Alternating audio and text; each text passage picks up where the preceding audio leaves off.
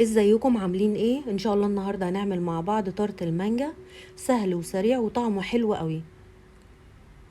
يلا بينا نشوف الطريقه والمقادير.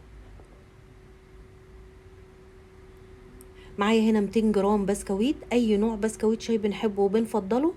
هما في حدود 4 بواكي بالظبط. هنحطهم في كيس ونطحنهم باي حاجه، بايد الهون او اي مدق او بظهر السكينه لغايه لما يتطحن معايا يبقى ناعم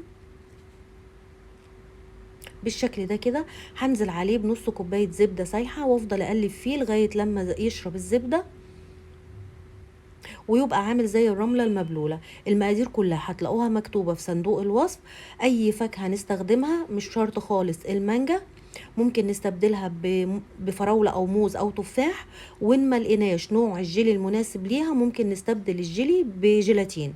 حطيت البسكويت في اي صينية متوفرة، مش شرط خالص صينية التارت ولا التشيز كيك. سويتها بظهر المعلقة او بكوباية علشان اثبت قاعدة البسكويت. نحضر للطبقة التانية وهي عبارة عن 3 كوبايات لبن، 3 معالق نشا مش هرمية، 3 معالق دقيق برضو مش هرمية،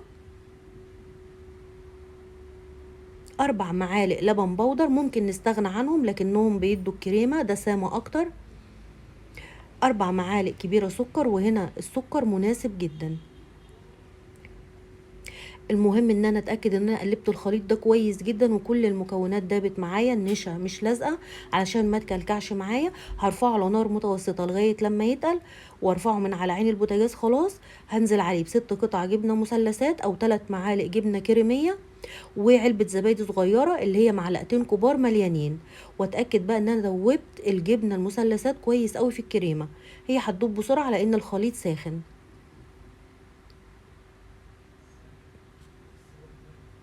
بعد كده هنزل بالكريمه فوق البسكويت، استنى تهدى شويه من الحراره وعلى التلاجة تتماسك وتسقع معايا.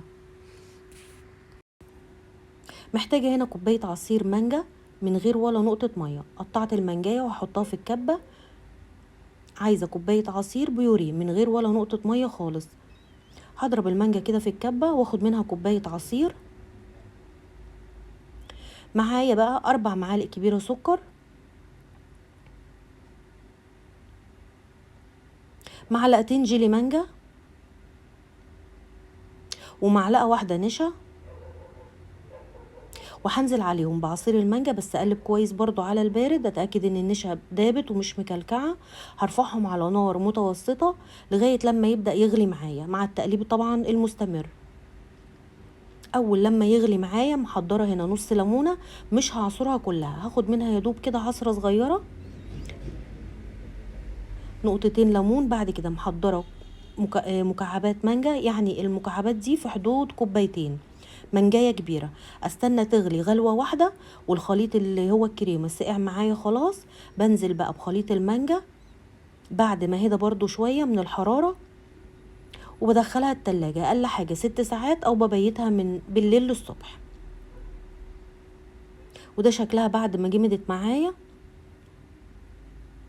هسلك الاطراف كده بالسكينه، وزي ما قلت مش شرط خالص صينيه التارت ولا صينيه التشيز كيك، اي صينيه متوفره هي بتطلع القطعه بقطعتها. هزينها باي حاجه متوفره علشان نكسر اللون او ناكلها كده، هي شكلها جميل جدا. قطعت برقوق شرايح وزينتها بورق الريحان، ممكن نعناع وعنب احمر. جربوها ان شاء الله هتعجبكم، والف هنا.